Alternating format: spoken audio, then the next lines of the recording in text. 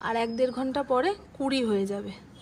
আমার মা এসে বলছে কি ভালো লাগছে রে মামুন। আমি বললাম দুটো ডাল কেটে নিয়ে যাও, বাড়িতে গিয়ে বসাবে, কোনো রকম যত্ন করতে হবে না, কয়েকদিন পরেই ফুল দেবে। বলছে দূর, এখন আমার ঘর দূর ভাঙা হয়েছে, নিজেদেরই থাকার ঠিক নেই, এখন ডাল নিয়ে গাছ পুঁতি, ঘর দূর হয়ে যাক তারপরে নিয়ে যাব।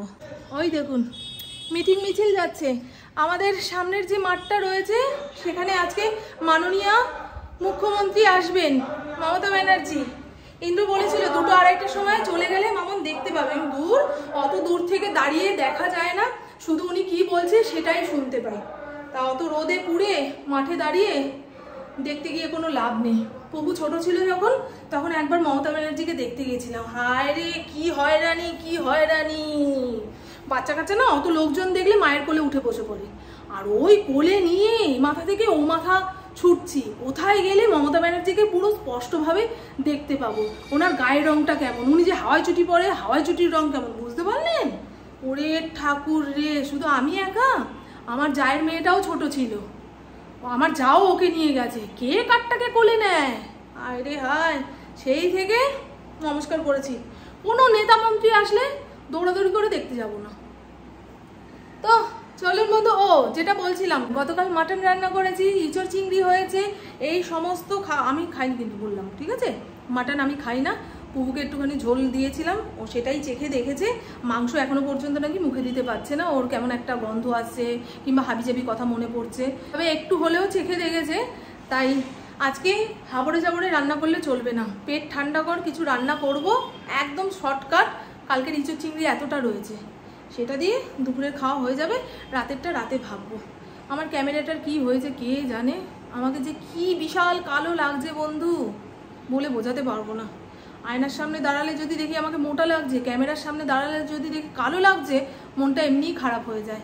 আর ইন্দ্রর বললাম, এই কয়দিন যাবৎ কাজকর্ম নিয়ে যে একটা টেনশন চলছিল, যে এটা হচ্ছে না, এটা করতে গেলে ওটা ভেঙে যাচ্ছে, ওটা ভাঙলে ওটার ওপরে গচ্চা যাচ্ছে, সেটা এখন ঠিক আছে। খালি ঠাকুরকে ডাকছি, ঠাকুর মানুষটা বাইরের টেনশন কখনো ঘরে নিয়ে আসে না, তুমি কি এমন টেনশন দিলে যে প্রত্যেক দিন সে বাড়ি ফেরার পরে মামুন কি করে হবে, মামুন আমার দ্বারাই মনে হয় হবে না, মামুন পারছি না, আর ওরকম করে তো আমার যেন কেমন অস্থির অস্থির লাগে। আমি বোঝাবো কি, আমিও তো অস্থির ফিল করি। তবে ওই পরশুদিন সমস্ত ঝামেলা অশান্তি শেষ হয়েছে, শেষ বলবো না, কাজ যতক্ষণ না শেষ হচ্ছে ততক্ষণ ঝামেলা অশান্তি শেষ হয় না, তবে অনেকটা রিল্যাক্স। এখন ঘড়ির কাঁটা 12টা 7 ঘরে। ফ্রিজ ঘেটে দেখি কি মাছ আছে না আছে।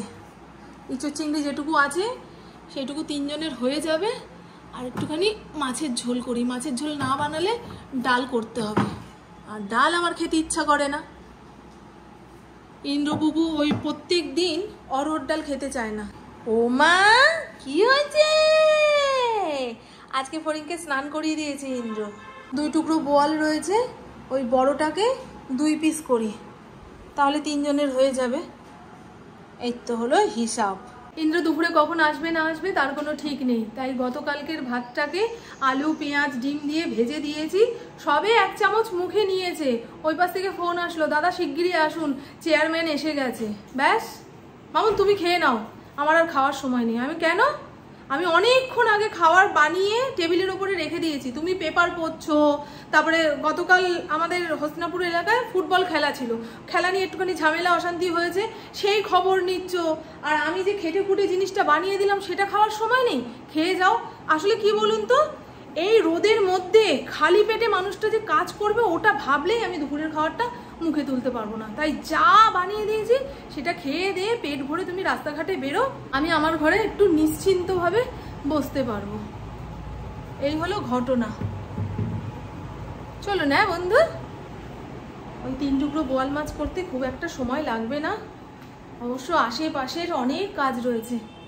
বোতলগুলো খালি, এগুলোকে ধুয়ে রাখি, পুবুকে বলবো ভরে দে।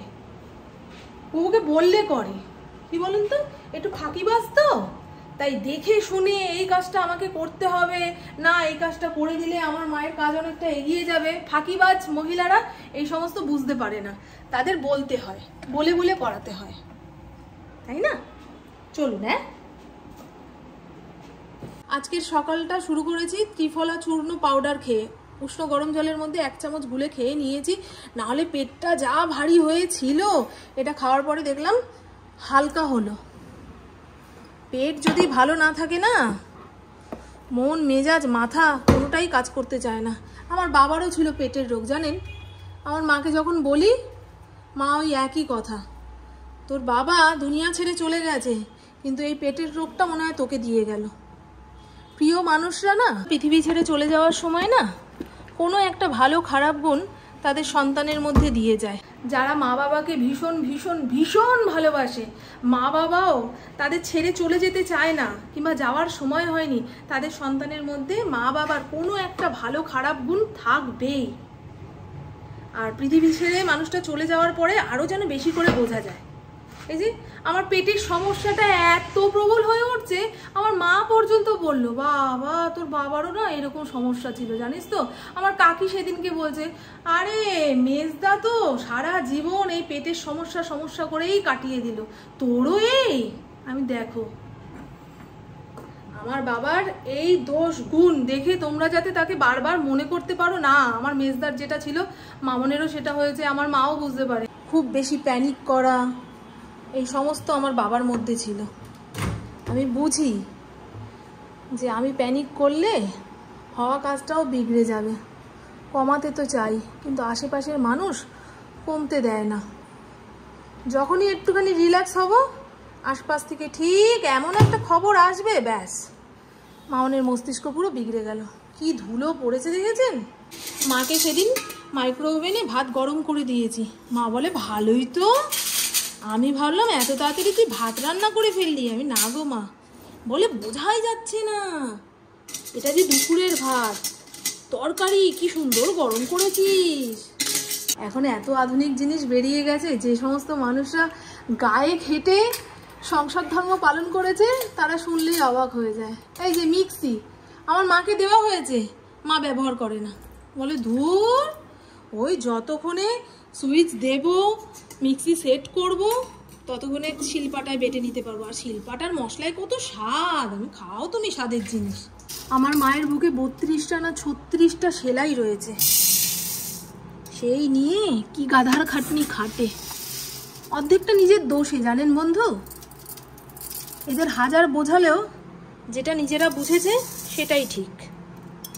কি করব, কিছু করার নেই। এই জায়গাটার কি অবস্থা, একটু ঝাড় দিতে হবে।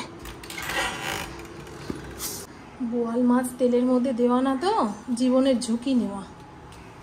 এই যদি ধুমধাম ফাটতে শুরু করে, দৌড়ানোর সময় পাবো না। জয় গুরু।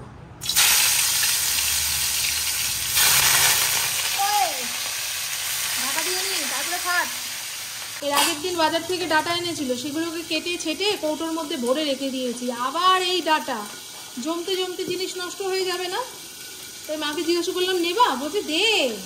আমি আর তোর কাকি ডাটা চিবাইতে খুব ভালোবাসি। আমি তাহলে নিয়ে যাও, আমার জন্য খালি 3টে রাখো। কারণ যে মানুষটা দিয়েছে সে যদি জিজ্ঞাসা করে বৌদি কেমন খেলেন গাছের ডাটা, তাকে আর কিছু বলতে পারবো না, বুঝলেন। সেই কারণে 3টে রেখেছি। পুকুরে দেখ, শুনেও সাড়া দেয় না, দেখেছো? শুনেও সাড়া দেয় না। যদি মা কোনো কাজের কথা বলে,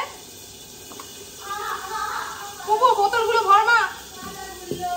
অত সারা জীবনই মাথা ঘুরবে, কাজের কথা শুনলে আরো বেশি ঘুরবে। নে বোতলগুলো। হ্যাঁ, তুই তো আমার পেটের মেয়ে নয়, তোকে তো কুড়িয়ে পেয়েছি, তোকে আমি সহ্য করবো কি করে রে। এই কি হলো, তোকে মা রান্নাঘরে ডাকলো কেন? কোনো খাওয়ার খবর আছে নাকি? না বাবা, খাওয়ার খবর না, ওকে দিয়ে কয়েকটা কাজ করাবো। এতক্ষণ শুয়ে শুয়ে ফোন ঘাটছিলি, কোনো শরীর খারাপ নেই, মাথা ঘুরানো নেই, কিচ্ছু না। যেই বললাম বোতলগুলো ভর, তোর মাথা ঘুরছে, দুর্বল লাগছে, তুই জীবনে সবচেয়ে বেশি অসুস্থ। মায়েরই মাথা ঘুরছে। মাথা তো ঘুরবেই, সকালবেলা দুধ চাটা খাওয়া বন্ধ করতে হবে। ডাঁটা মেপে ঝুঁকে কাটতে হয়, নাহলে একটা সেদ্ধ হবে আর একটা শক্ত থাকবে। যে কাজটা পারিস না সেটা করতে হবে না, যেটা পারিস সেটা করবি। যা, এই ডাঁটা চোখলা ছাড়াতে হয়। বাবা হাজার দিন বলেছে চাবিটা ওই তালার ওখানে ঝুলিয়ে আসবে না, তুমি তালার ওখানে ঝুলিয়ে এসছো। এইখানে কি হয়েছে দাদা? তো লোকে তো চাবিটা নিয়ে পালাবে। চাবি নিয়ে কি করবে? তোর ঘরে কি আছে? চাবি পাইলেও কিছু হবে না, বরঞ্চ তো 500 টাকা হাতে দিয়ে যাবে। যে এত বড় বাড়ি আর তোমরা এত গরিব, ঘর ঘাটলেও 500 টাকা পাওয়া যায় না। দেখলি, এটা তুই হলে কিন্তু আমি আটকে রেখে দিতে পারতাম। মা লক করে দেবো কিন্তু আমি। না না, খোল খোল বাবাই খোল, ভাল লাগে না সর্বক্ষণ ইয়ার কি না, ভাল লাগে না জানিস তো। মা হলো ভগবানের সমান, ঠিক আছে? সারাদিন স্পিড ভিলা চলছে, একবার টিভি বন্ধ হলে ফোন। যাক, এই সমস্ত দেখতে দেখতে যদি সংসারের কাজ একটু এগিয়ে দিতে পারে তাহলে ঠিক আছে। কুকু এখন স্যালাড কাটতে বসেছে। রান্নাবান্না কমপ্লিট, বোয়াল মাছের ঝোল, আলু দিয়ে সজনে ডাঁটা দিয়ে, আর কালকের ইঁচড় আলু চিংড়ি মাছের তরকারি। এত স্বাদ হয়েছে বন্ধু, কেউ খেলে বলবে অনুষ্ঠান বাড়ি থেকে চেয়ে নিয়ে এসছি, এত স্বাদ। উদাহরণটা ঠিক আছে, কতটা ভালো হয়েছে না হয়েছে। আর এই হলো পুপুর হাতে তৈরি করা স্যালাড। স্যালাডটাও দারুণ বানায়, লেবু লঙ্কা সব পরিমাণ মতন। আর একটা খুশির খবর, আমার পুপু এবছরে ভোট দিতে যাবে। লোকসভার ভোট দিয়ে ওর ভোট যাত্রা শুরু। এই যে দিয়ে গেছে কার্ড। তুমি এখন দেশের নাগরিক, বুঝেছ? কি মা, ফড়িং আজকে স্নান করেছে তো, 1:30টার খাওন 12টার সময় দিয়ে দিলে ভালো হতো। যেদিন স্নান করে ওর খিদা চরম, খালি ঘুরঘুর করতেই থাকবে, ভাত মাখার সময়টুকু দেয় না, ঘেউ ঘেউ ঘেউ ঘেউ করবে। আরে ঘামাচি হচ্ছে, ওই দেখ জীবনে হয় না, সেটা কোনোদিন হবে না বললে হবে? তোর জীবন কতটুকু রে? পুকুর ঘেটির ওখানটা চিটিপিটি করছে, আমি বলছি ঘামাচি হবে, বলছে হ্যাঁ জীবনে কোনোদিন ঘামাচি হয়নি, এখন হবে। দূর থেকে বক্তৃতার আওয়াজ কানে আসছে। এখন সমস্ত নেতা মন্ত্রীরা বিভিন্ন মিটিং মিছিল নিয়ে এতটাই ব্যস্ত, সময় মতো জায়গায় পৌঁছাতে পারছে না। আজকের ভিডিওটা গতকাল রাতেই এডিট করে রেখেছি, তাই একটা বই পড়ার সুযোগ পেলাম, সেই কারণেই চোখে চশমা না দিলে না বিকেলের পর থেকে মাথা ভীষণ যন্ত্রণা করে। পুপু গেছে ওর বান্ধবীর বাড়ি, বললাম সময় মতো চলে আসিস, আমার যদি বিকেলে হাঁটতে যেতে ইচ্ছা করে তোর কারণে বেরোতে পারবো না, কারণ চাবি একটাই। ইন্দ্র তো ইন্দ্রটা নিয়ে বেরিয়ে গেছে, আমি রাস্তাঘাটে বেরিয়ে গেলে ঠিক টাইমে যদি বাড়িতে আসতে না পারি, মেয়েটা গেটের বাইরে দাঁড়িয়ে অপেক্ষা করেই যাবে। সূর্যটা দেখুন কি চমৎকার দেখতে লাগছে। আমার এরকম পড়ন্ত বিকেল আর একেবারে ভোরবেলার সময়টা যে কি ভালো লাগে। আপনারাও বলবেন বন্ধু, দিনের কোন সময়টা আপনাদের সবচেয়ে ভালো লাগে। দেখুন সূর্যের রংটা। হাতে অনেকটা সময় ছিল, তাই এমনি মাটির বস্তা আর সারের বস্তা দুটোকে মিশিয়ে ক্যারেটের মধ্যে ভরে রাখছি। এর থেকে বেশি জোরে বৃষ্টি হলে ছাদের জল বেরোতে পারবে না, জল বেরোনোর রাস্তাটা মাটির বস্তা দিয়ে চেপে গেছে। ইন্দ্র বকাঝকা করবে, হ্যাঁ তোমাকে কবে থেকে বলছি মাটির বস্তাগুলো খালি করো, লোক দিয়ে ছাদটা পরিষ্কার করিয়ে দিই।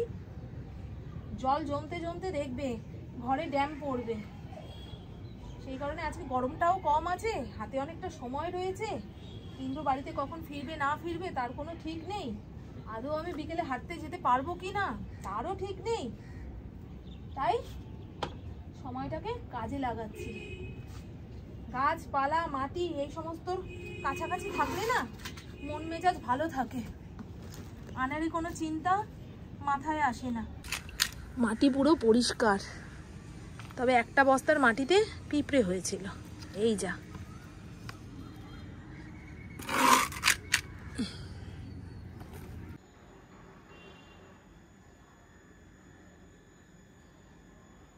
আজ অনেক দিন পরে হাঁটতে যাবো বলে রেডি হয়ে নিয়েছি। বেরোনোর আগে স্মার্ট ওয়াচটা চেক করলাম, দেখি 1 ফোঁটা চার্জ নেই। এটা ছাড়াই আমাকে বেরোতে হবে। পুপুকে একটু আগে ফোন করেছিলাম, কিরে তুই কখন বাড়িতে আসবি? বলছি মা শ্যামলীর সঙ্গে গল্প করছি, এখনো আমাদের আলোচনা শেষ হয়নি, ফিরতে ফিরতে 8টা 8:30 বেজে যাবে। শ্যামলীর বাড়ি এই সামনে, ইন্দ্র একবার গেছিল, বলে চাবিটা রাখবি, বলছে না না মা আসলে আমাকে ফোন করতে বলো, আমি চলে যাব ওখানে। ওর আশায় বসে থাকলে না আমার আর হাঁটতে যাওয়া হবে না। আর আজকে অনেক দিন পরে আমি হাঁটতে যাচ্ছি তো, খুব বেশি হাঁটতে পারবো বলেও মনে হচ্ছে না। আর আজকে চারিদিকে যা মিছিল বেরিয়েছে, ঘরে বসেই শুনতে পাচ্ছি। ইন্দ্র বলেছে যেখানেই যাও তাড়াতাড়ি চলে আসবে, আর মেইন রোডের ওপর দিয়ে হাঁটবে না, একটু ভেতর সাইড দিয়ে হাঁটলে ভালো হয়। উপরের ঘরের দরজাটা খুলে পাখা চালিয়ে রেখে এসেছি। ফড়িংয়ের যেখানে বসতে ইচ্ছা করবে সেখানেই বসবে। ও, এই লাইটটা নিভিয়ে রেখে যাই। আর দেখবেন সবচেয়ে খারাপ খবর, আমাদের এ মাসের বিল এসছে। আপনারা দেখুন আর চমকে যান। কত? 7,600। ভাবতে পারা যায়? চলুন বন্ধু, হাঁটতে যাব বলে বেরোলাম, উঠলাম টোটোতে। ঘরের একটা চাবি এক্সট্রা করে না বানিয়ে রাখলে পুপু এখন যখন তখন রাস্তায় বেরোচ্ছে, তো ওর আশায় বসে থাকতে থাকতে আমার আর রাস্তাঘাটে বেরোনো হচ্ছে না। খালি ভাবছি মেয়েটা যদি চলে আসে তাহলে তো দাঁড়িয়ে থাকবে।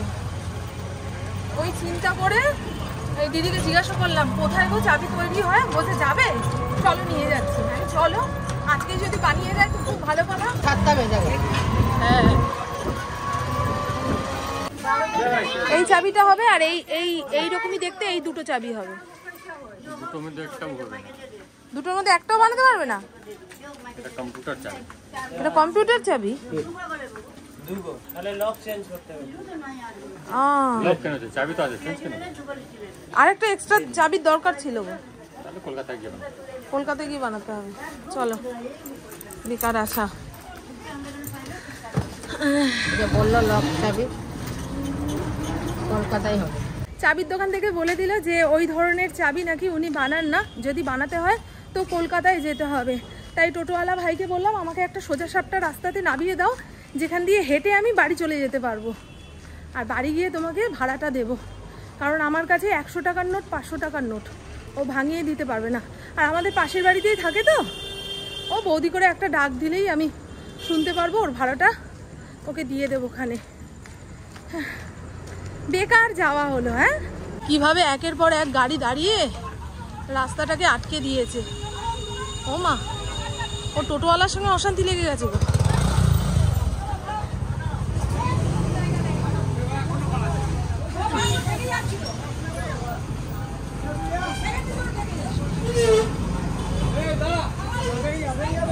আর আসার পথে টুকটাক বাজারও করেছি। ধনেপাতা বাবা কত টাকা কেজি বললো যেন, 5 টাকা চাইছি, কিছুতেই দেবে না। তুমি দাও তো, ঘরে 3 জন মানুষ, অতটা নিয়ে কি করব। অনেক করে বলার পরে 5 টাকার ধনেপাতা দিয়েছে। টমেটো এনেছি আর শুকিয়ে যাওয়া বেগুন, কালকে একটু শুক্তো করব। আর মোর সুপার মার্কেট থেকে শুধু বাটার আনতে গেছি, সঙ্গে কত কি ওঠালাম দেখুন। ক্লাসিকের দইটা ভীষণ ভালো, অনেক দিন থাকলেও না নষ্ট হয় না। মিষ্টির দোকানের দই খুব তাড়াতাড়ি নষ্ট হয়ে যায়। সাবুর পাঁপড় আনলাম। এই বিস্কুটগুলো একটার সঙ্গে একটা ফ্রি পাচ্ছিলাম বলে নিয়ে এসছি।